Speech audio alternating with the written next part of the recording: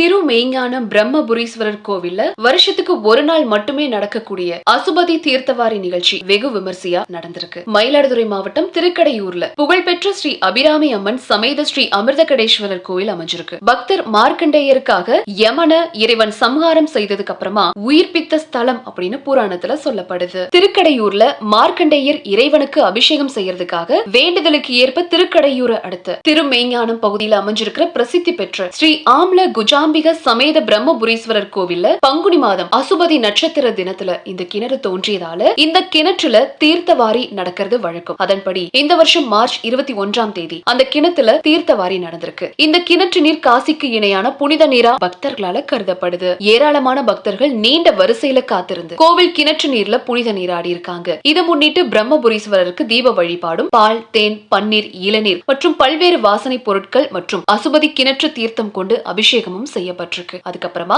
சிறப்பு அலங்காரம் செஞ்சு அர்ச்சனையும் நடந்திருக்கு. அது மட்டும் இல்லாம இந்த கிணற்று நீர்ல வருஷத்துக்கு ஒரு நாள், அதுவும் தீர்த்தவாரி அன்னைக்கு மட்டும்தான் இங்க பக்தர்கள் நீராட அனுமதிக்கப்படுவாங்க.